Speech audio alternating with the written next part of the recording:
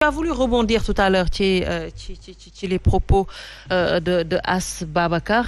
mais laata ngay rebondir ci loolu par rapport ak respect de la parole donnée dañoo yàgg wax ne que peut-être dafa xaw a manqué tuuti ci suñu homme politique yi le respect de la parole donnée est-ce que li ñu war a tënk ci charte boobu yaakaar nga ne que seen conscience dina leen ko may ba ñu war ko mën a respecter. oui loolu moom. wax dëgg yàlla ñëpp nga koy gis ci politique yi muy doxee Sénégal. nga xam ni ci violence bi am nii sax ñàkk a wàccoo comme ni nga ko waxee ak dige yi ak li nga waxanteeg ñi nga xam ne ñoom ngay jiite bokk na ci li nga xam ne bokk na ci jafe-jafe yi waaw parce que violence li koy jur dafa bari wax naa la ko sànq boo xoolee yow nga ne rek sax damay def nangam wala ngay dagaan baatu askan wi ci nangam dem def lu wóoroo ak la nga leen waxoon ca ba ngay xëccoo réew mi loolu forme de violence la parce que ña la doon fal dañ laa fal ci engagement yoo jël kon soo demee la nga engagement yi nga jëloon nga ñëw tege ko ne di def leneen lu bokkul ak la nga waxante woon ak ñoom ñëpp ku ci nekk fa mu toog xolama ngay jeex te xool bu jeex boobu muy jur mooy xool ay pexe yu mu war a def pour won kii ni ko war nga ma kon foofu tamit xeetu violence la parce que violence dafa bëri ay forme donc man li ma bëgg a wax si loolu rek mooy que ne xam nga sànq bi ma koy dagg c'est parce que moom dafa wone ni li ma wax dafa wuroo ak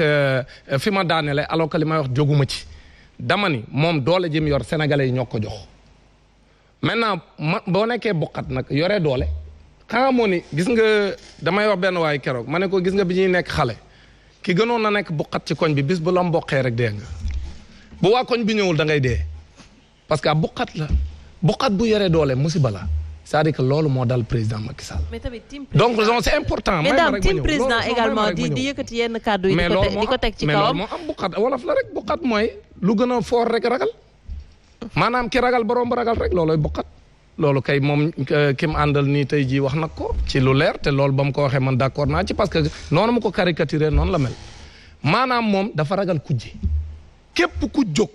mu yaakaar ne la fi raw na doon def. maanaam mu yaakaar ni kii mën na koo wuutu pare na pour na paaje ko loolu mooy problème Macky Sall c'est-à-dire que parewul pour souffrir une opposition lim bi gis nga lim doon wax naan je vais réduire l'opposition à sa plus simple expression mais loolu moo wax loolu la gëm alors que dafa xamul ni démocratie dafa laaj ku jégu am doole gis nga bu fekkee tu es un vrai démocrate xam nga Abdoulaye mën nañu ko waxal lu ne Abdoulaye d'ailleurs man gëm naa ni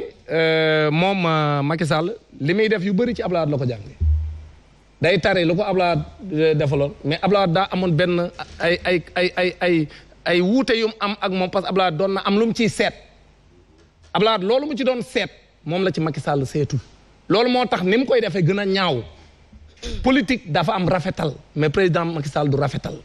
képp kuy xëccoog moom li mu jàpp mooy na la éliminer comme ni ko directeur de cabinet mu wax barki démb ne bu élection yi jeexee dana war a enterrer l'opposition radicale xam nga yooyu graaw la xoola boobu violence son directeur de cabinet Mahmoud Saleh taxaw Sénégal yëpp di ko seetaan mu ni bu élection yi jàllee danoo war a enterrer l'opposition radicale mais xool nga genre discours yooyu te kooku lañ la wax ne moo dend ak Macky Sall donc ça n'engage non mënuñu ko waxee noonu nen yow soo ko waxoon wala keneen wax ko koo xam ne joxuñu ko benn responsabilité dénkuñu ko dara yamul ak ñoo xam ne da leen a dénk il ne faut pas loolu mooy violence bi c'est-à-dire que ñoom da leen a dénk li nga xam ñun ñëpp ñoo ko moom te ñoom moomuñu ko doon ñu ko ci seen i maam doon ñu ko ci seen i waajur kon ñoom buñ ñuy wax ak ñun dañu war a respecter te ñàkk dañ ñoo respecté wul xoolal beneen xeetu violence dafa bëri ay façon regarde-moi ce qui se passe à Kanel est-ce que xam nga Sanoussi que Kanel actuellement dans le département de Kanel jànguñu dañuy grève chaque jour xam nga lu ko andi ab jàngalekat boo xam si ma nga fa ci ab école bu tudd Sinthiou Bambambe 1 nga xam mooy dëkku ministre de l'éducation nationale Mamadou Talla Sinthiou Bambambe léegi moom Mamadou Talla moom ci nguur gi la nekk te candidat wu Benno Bokk Yaakaar la te moom nijaayam mooy jiite mairie ba fa nekk léegi mu ne jàngalekat boobu comme àndul ak ñoom te moom mooy ministre de l'éducation na ko fa jëlee daal di dem instrumentaliser ay IEF ak ay IA ñuy wax yoo xam ni c'est des arguments tirés par les cheveux naan ay non école bi mu nekk moom rek moo fa nekk waaye dañ ko bëgg a yóbbu feneen parce que profil am mais non Sanoussi xam nga bu ñu la waxee loolu tappale weesuwu ko daan ne dañ ko fay jëlee par la force dañ koy yóbbu à Matam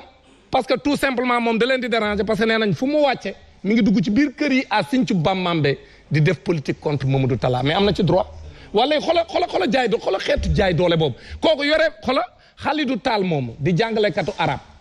am famille am ca biir Sinthiou Bambambe tey ñu koy jaay doole tout simplement parce que moom nee na bokkul camp ak Mamadou Talla ministre de l'éducation nationale mais lii du xeetu violence lii bu dul violence lan mooy violence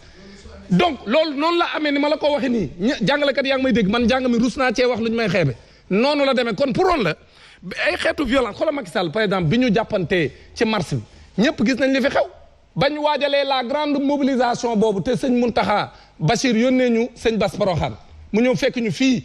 ci VDN bi ci benn hôtel de la place mu ñu toog réunion bu mag mu ni sëñ Mountakha nee na ngeen teg lépp ci suuf dana dem ci président Macky Sall wax ko la même chose ni ko manifestation bii buñ ko amee réew mi mën naa tàkk te jaru ko bam ñu ko waxee fasaase ñu nangul ko sëñ Mountakha lu Macky Sall def dem yokk ay gendarme jox ko ab gendarme boo xam dégg naa lu ñu ko def loo moom loolu lay def dem yokk li mu policier taxaw ni moom day jaay doole alors que moom ba mu tiitee parce que loolu c'est important nee na ni nga xam ko président Macky Sall waa Touba ngi may dégg bi muy woo sëñ Mountakha di ñaan pour sëñ Mountakha ñaan ñi doon xeex ci mbedd mi booba tiit na waaye ba mu demee ba yaakaar ne tey am na doole xam nga lu ma koy wax ak ñi ko àndal parce que ñi koy jañse naan ko président demal yow ragaloo kenn comme li ñu ko wax ca Paris ba tax mu wax ju xeeboom jooju gis nga ñooñu koy jañse ci mois de mars bi yow nee na Aïcha amoon nga problème pour inviter leen say plateau ñoom ñëpp ils se sont terrés yaa may dégg léegi ñoom ñëpp kenn ñëmatul a génn sax ba naan man Benno Bokk Yaakaar laa bokk tey jii ñoo koy pousse naan ko am nga droit def troisième mandat ñoo koy pousse naan ko am nga droit am nañu doon génn quand même nee na c'est important li may wax de gis nga ñooñu koy pousse bis bu dëkk bi tàkkee kenn du leen gis président Macky Sall na xam ne amul benn police ak benn gendarmerie bu mën a arrêter une population gis nga sénégalais yi bis bu ñu taxawoo jaay dooleem bii bu dakkul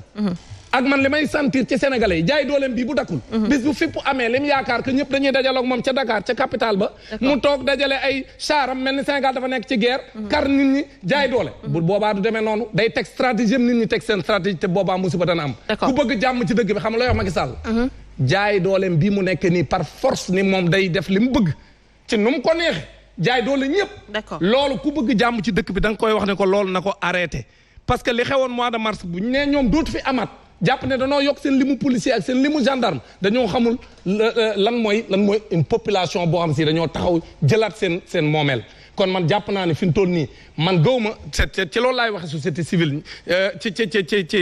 ñëpp ñi nga xam ne ñun ñëpp man syndicat laa yore ñun syndicat yëpp ci société civile bi lañ bokk ligue également des imams ak ñëpp ñi nga xam ne ñu ngi ci biir société civile bi ñi nga xam ne ñi ngi def ay déclaration man d'accord na ma ak ñoom de ci ñoom dañoo war a wut jàmm mais man xam nga la ma d'accordul mooy boo jàmm day lalu ci dëgg tant que ñi ngi wëral ki nga xam ne moom moo tooñ duñ ko duut baaraam ni ko yaa tooñ parce que loolu day defal kin tooñ gis nga tey jii bu fekkente ni dafa tooñ kin tooñ ñu ne ko yow muñal waaye ki tooñ ñu ne ko yow yaa tooñ waaye bu dee dañuy wëral di généraliser naan na sénégalais yi bëgg jàmm politiciens yi ñoom ñëpp a yem et cetera alors que xam nga kii tooñ te duutoo ko baaraam ni ko yaa tooñ bu boobaa du jur jàmm moo tax may wax ni moo tax comme na ma ko waxoon ci jamono jee ba mu amee si ginnaaw ñi nga xam ne ñoo fi tooñ dañ leen a wax ne parce que Barthélémy Diaz mais c'est un scandale ce qui se passe avec Barthélémy mais Barthélémy Diaz deful dara moom en droit génn këram ni day dugg di saafonte ak ay militants ak di dem ci kër yi moom sax deful ful mais kenn gisul Barthélémy Diaz dajale lu mat fukki nit ci image yi mën nañ koo wone dajalewul fukki nit benn nit ànd ak ay ñetti garde corps am daal di yore ñetti otom wala ñeent ñuy dox ni ñoom dañuy dem seeti dañuy dox seen i doxu nemmeeku nga dem ni leen du fi amee alors que barki démb gis nañ Amadou Ba dem au niveau de Dakar Plateau dem Sandaga commerçant yëpp fàq ñëpp wër ko amul kenn ku takk masque ñu nekk fa def leen neex te kenn dóoru ko ay lacrymogène ñu gis barki démb Diouf Sarr di ko def di tambambalu ci mbeddi Dakar yi te kenn defu ko dara mais parce que Barthélémy Dias c'est un opposant ñu ni ko loolu def amee c'est la même chose dañ ko def keroog bi muy wuy ji yow ñu ngi la convoqué ne la kaay wuy ji si tribunal parce que yow yaa def appel Barthélémy Dias ni man d'accord na maa dem daal di ànd ak ay nitam parce que fii nañ rappeler sénégalais yi buñ naxante kun fi mos a woo ci tribunal même ci kër yi da ngay ànd ak say jegeñaale kuñ mos a woo amul même boo demoon ci tribunal ay Pikine ak ay Guédiawaye ay Koungheul ak feneen kun mos a woo ci ab police wala ab gendarmerie wala ab tribunal say mbokk ak say jegeñaale dañ lay gunge mais rawatina ab politicien nga ànd ak say nit di dox wuti tribunal ñu def ko comme nañ ko defoon ca mars ba mu andi ay coow ñu kar la daane la doo fi jaar parce que fee ngay jaar mais loolu mooy lan alors que pourtant moom Macky Sall nii bi ko woowee bi ko Abdoulaye woowee mu tiit ba dem seet sëñ Baara ne ko damaa nar a tëj buñ ko tëjoon tey du nekk candidat 2012 te booba moom président Macky Sall ba muy dem ñoom waxuma nag les seconds couteaux ak transhumants yi ko wër tey di jéem a jaay discours incendiaire ci li ma dégg ci conférence de presse Benno Bokk Yaakaar bi mais ña ko àndoon moom mooy les premiers militants de l'APR ñoo àndoon ak moom dar ko yóbbu ko ba commissariat donc gis nga Macky Sall bu mu fi nekk di jaay doole nit ñi lii muy def képp ku bëgg jàmm ci réew mi da nga naan Macky Sall na arrêté parce que jaay doole bi moom moo ko yore te loolu mënta nag te beneen foofu laay terminer soxna nee na gis nga beneen xeetu violence xam nga tey jii bu ñu demee ba les organes de contrôle ne Farba Ngom yore na 25 milliards mais nee na Aïcha loolu rek c'est une forme de violence xam nga tax mu nekk forme de violence koo xam yow bërki Dembo Ndiaye mu ñëw dajale 200 000 yu mat yow tey parce que yéen a ngi ci nguur gi ñu mën a dem xayma sa alal di wax ne alal ji toll na ci 25 milliards bu ñu dajalee xeetu am yi nga am yëpp mais loolu au moment où ay jigéen a ngi wësën ci kaw ay saret bu guddee boolu potu cere yi ak potu fonde yi ñooy jàbbaanjole ci mbeddi Ndakaaru yi parce que nit ñi amatuñ lu ñu reere kenn toggatul ñaari yoon ci kër yi réew moo xam ne jigéen ñi buñ bëggee mucc buñ demee hôpital ci jafe-jafe la ñuy muccee jigéen ñi bu ñu demee marché mënuñoo ndugg ndaxte lépp seer na te ñoom ñoo ko seeral ñu nga gis réew moo xam ni lépp loo bëgg a def loyer bi yokk bu jéggi daywa ba barki démb la ciy doog a def benn déclaration ci conseil des ministres naan non danañ ko wàññi alors que ñëpp xam nañ ni day def un clin d'œil aux électeurs pour ñu voter ko pour janvier alors que moo la gën a xam ni pendant 9 ans mi ngi au pouvoir loyer bi mi ngi yokk te jéem ci dara moom président Macky Sall kon nag man jàpp naa ni yooyu yëpp ay xeetu violence la ñu dajale alalu askan wi ñëpp moom di ci def lu leen neex bañ ni kii moom daa jege Macky Sall kese moo tax mu am 25 milliards alors que moom liggéeyul dara lu ko war a may 500 millions mais loolu c'est un problème alors donc loolu As Babacar oui violence yi nga xam bu ñu ko arrêté wul jàmm du mën a am ci dëkk parce que comme ni ma koy waxee jàmm day lalu ci dëkk d'accord mu nekk ay points